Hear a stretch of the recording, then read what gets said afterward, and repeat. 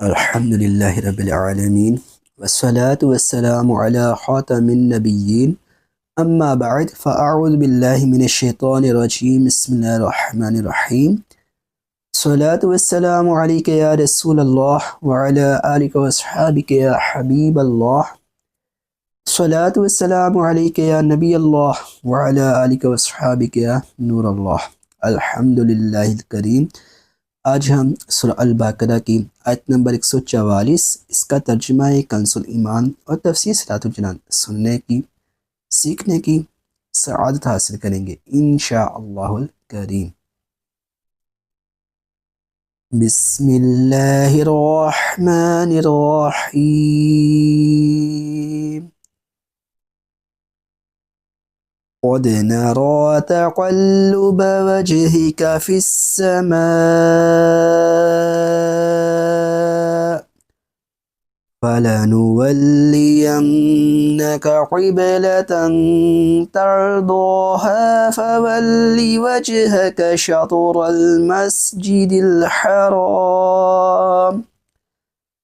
وحيث ما كنتم فولوا وجوهكم شطره وإن الذين أوتوا الكتاب ليعلمون أنه الحق من ربهم وما الله بغافل عما يعملون۔ ترجمہ کنز ایمان۔ ہم دیکھ رہے ہیں بار بار تمہارا آسمان کی طرف منہ کرنا، تو ضرور ہم تمہیں پھیر دیں گے اس قبلہ کی طرف جس میں تمہاری خوشی ہے۔ ابھی اپنا منہ پھیر دو مسجد حرام کی طرف، اور اے مسلمانوں تم جہاں کہیں ہو اپنا منہ اسی کی طرف کرو، اور وہ جنہیں کتاب ملی ہے ضرور جانتے ہیں کہ یہ ان کے رب کی طرف سے حق ہے، اور اللہ ان کے کوتکوں یعنی اعمال سے بے خبر نہیں۔ تفسیر صراط الجنان میں ہے قد نرى تقلب وجهك في السماء، بے شک ہم تمہارے چہرے کا آسمان کی طرف بار بار اٹھنا دیکھ رہے ہیں۔ جب حضور صلی اللہ تعالیٰ علیہ وآلہ وسلم مدینہ پاک میں تشریف لائے تو انہیں بیت المقدس کی طرف منہ کر کے نماز پڑھنے کا حکم دیا گیا، اور حضور صلی اللہ تعالیٰ علیہ وآلہ وسلم نے اللہ پاک کے حکم کی پیروی کرتے ہوئے اسی طرف منہ کر کے نمازیں ادا کرنا شروع کر دی۔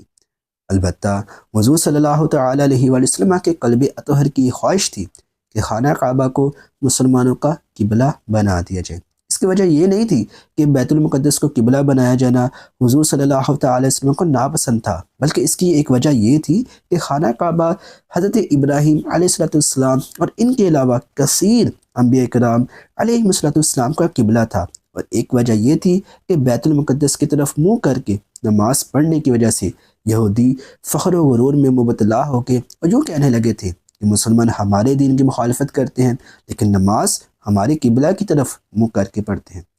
چنانچہ ایک دن نماز کی حالت میں حضور خاتم النبیین صلی اللہ تعالیٰ علیہ وآلہ وسلم اس امید میں بار بار آسمان کی طرف دیکھ رہے تھے کہ قبلہ کی تبدیلی کا حکم آ جائے۔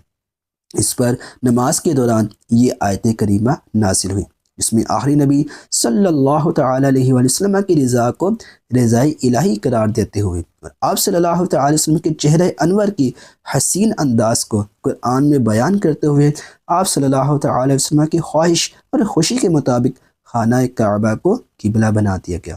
چنانچہ آپ صلی اللہ تعالیٰ علیہ وآلہ وسلم نماز ہی میں خانہ کعبہ کی طرف پھر گئے۔ مسلمانوں نے بھی آپ صلی اللہ تعالیٰ علیہ وسلم کے ساتھ اسی طرف رخ کیا، اور ظہر کی 2 رکعتیں بیت المقدس کی طرف ہوئیں اور 2 رکعتیں خانہ کعبہ کی طرف منہ کر کے ادا کی گئی۔ اس آیت سے معلوم ہوا کہ اللہ پاک کو اپنے حبیب صلی اللہ تعالیٰ علیہ وآلہ وسلم کی رضا بہت پسند ہے، اور اللہ پاک اپنے حبیب صلی اللہ تعالیٰ علیہ وآلہ وسلم کی رضا کو پورا فرماتا ہے۔ امام فخر الدین رازی رحمۃ اللہ علیہ فرماتے ہیں بے شک اللہ پاک نے اپنے حبیب صلی اللہ تعالیٰ علیہ وآلہ وسلم کی وجہ سے قبلہ تبدیل فرمایا، اور اس آیت میں یوں نہیں فرمایا کہ ہم تمہیں اس قبلہ کی طرف پھیر دیں گے جس میں میری رضا ہے، بلکہ یوں ارشاد فرمایا فَلَنُوَلِّيَنَّكَ قِبْلَةً تَرْضَاهَا، ترجمہ کنز الایمان، تو ضرور ہم تمہیں اس قبلہ کی طرف پھیر دیں گے جس میں تمہاری خوشی ہے۔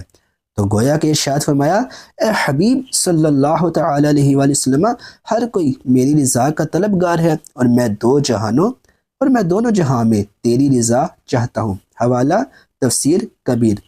اعلیٰ حضرت امام احمد رضا خان رحمۃ اللہ تعالی علیہ فرماتے ہیں، بلا شبہ حضور صلی اللہ تعالی علیہ وآلہ وسلم اللہ پاک کی مرضی کے تابع ہیں، اور بلا شبہ آپ صلی اللہ تعالی علیہ وآلہ وسلم کوئی بات اللہ پاک کے حکم کے خلاف نہیں فرماتے، اور بلا شبہ اللہ پاک حضور صلی اللہ تعالی علیہ وسلم کی رضا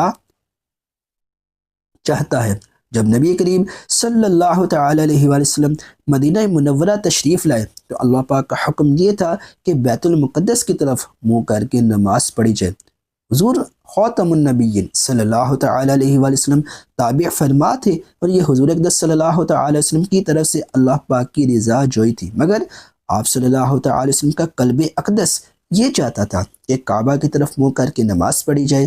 اللہ پاک نے اپنے حبیب صلی اللہ تعالی علیہ وآلہ وسلم کی مرضی مبارک کے لیے اپنا وہ حکم منسوخ فرما دیا، اور حضور صلی اللہ تعالی علیہ وآلہ وسلم جو چاہتے تھے قیامت تک کے لیے وہی قبلہ مقرر فرما دیا۔ یہ اللہ پاک کی طرف سے اپنے حبیب صلی اللہ تعالی علیہ وآلہ وسلم کی رضا جوئی ہے۔ ان میں سے جس کا انکار ہوگا تو وہ قرآن عظیم کا انکار ہے۔ ام المومنین حضرت عائشہ رضی اللہ تعالی عنہ رسول اللہ صلی اللہ تعالی علیہ وآلہ وسلم سے عرض کرتی ہیں، ما ارا ربک الا یسارع فی ہواک، میں حضور صلی اللہ تعالی وسلم کے رب عز و جل کو دیکھتی ہوں کہ وہ حضور صلی اللہ تعالی وسلم کی خواہش پوری کرنے میں جلدی فرماتا ہے۔ سبحان اللہ۔ حوالہ بخاری۔ حدیث روز محشر میں ہے، رب عز و جل اولین اور آخرین کو جمع کر کے حضور صلی اللہ تعالی وسلم سے فرمائے گا، کلہم یطلبون رضائی وانا اطلب رضاک یا محمد، یہ سب میری رضا چاہتے ہیں اور اے محبوب میں تمہاری رضا چاہتا ہوں۔ حوالہ فتاوی رضویہ۔ خدا کی رضا چاہتے ہیں تو عالم خدا چاہتا ہے، رضائے محمد صلی اللہ علیہ وسلم۔ جس طرح اللہ پاک نے اپنے حبیب صلی اللہ تعالی وسلم کی خوشی کے لیے تا قیامت کعبہ کو مسلمانوں کا قبلہ بنا دیا، اسی طرح آپ صلی اللہ تعالی وسلم کی خوشی کے لیے آپ کی امت پر 50 نمازوں کو کم کر کے 5 فرض کی گئی۔ آپ صلی اللہ تعالی وسلم کی خوشی کے لیے بدر و حنین میں فرشتے اترے، آپ صلی اللہ تعالی وسلم کی خوشی کے لیے معراج کی سیر کرائی گئی، آپ صلی اللہ تعالی وسلم کی خوشی کے لیے امتیوں کے گناہ معاف ہوں گے، آپ صلی اللہ تعالی وسلم کی خوشی کے لیے آپ صلی اللہ تعالی وسلم کو حوض کوثر عطا ہوا، آپ صلی اللہ تعالی وسلم کی خوشی کے لیے امتیوں کی نیکیوں کے پلڑے باری ہوں گی، پل صراط سے سلامتی سے گزریں گے اور جنت میں داخل ہوں گے۔ اللہ پاک فرماتا ہے، وَلَسَوْفَ يُعْطِيكَ رَبُّكَ فَتَرْضَىٰ۔ الضحیٰ آیت 5 ترجمہ کنز العرفان۔ اور بے شک قریب ہے کہ تمہارا رب تمہیں اتنا دے گا کہ تم راضی ہو جاؤ گے۔ اعلیٰ حضرت امام احمد رضا خان رحمۃ اللہ علیہ کیا خوب فرماتے ہیں، تو جو چاہے تو ابھی میل میرے دل کے دلے، کہ خدا دل نہیں کرتا کبھی میلا تیرا۔ اور فرماتے ہیں، رضا پل سے اب وجد کرتے گزریے، کہ ہے رب سلم صدائے محمد صلی اللہ علیہ وسلم۔ وحیث ما کنتم فولوا وجوہکم شطرہ۔ اور اے مسلمانوں تم جہاں کہیں ہو اپنا منہ اسی کی طرف کر لو، یعنی اے مسلمانوں تم زمین کے جس حصے میں بھی ہو اور وہاں نماز پڑھنے لگو تو اپنا منہ خانہ کعبہ کی طرف کر لو۔ حوالہ تفسیر مدارک۔ اس آیت میں مسلمانوں کو قبلہ کی طرف منہ کرنے کا حکم دیا گیا، اس لیے یہاں نماز میں استقبال قبلہ سے متعلق چند مسائل ذکر کیے جاتے ہیں۔ نماز میں کعبہ شریف کی طرف منہ کرنا شرط ہے۔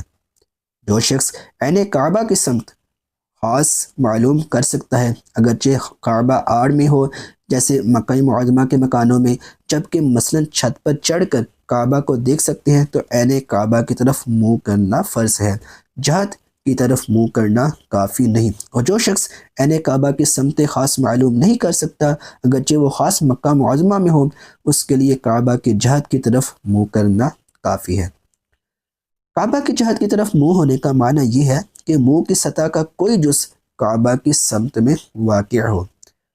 اگر کسی شخص کو کسی جگہ قبلہ کی شناخت نہ ہو، نہ کوئی ایسا مسلمان ہو جو بتا دے، نہ وہاں مسجد محرابیں ہیں، نہ چاند سورج ستارے نکلے ہوں یا نکلے ہوں تو ہو، مگر اس کو اتنا علم نہیں کہ ان سے قبلہ کی سمت معلوم کر سکے، تو ایسے کے لیے حکم ہے کہ وہ سوچے اور جدھر قبلہ ہونا دل پر جمے ادھر ہی منہ کرے، اس کے حق میں وہی قبلہ ہے۔ حوالہ بہار شریعت نماز کی شرطوں کا بیان۔ مزید تفصیل کے لیے بہار شریعت کے تیسرے حصے کا مطالعہ کریں۔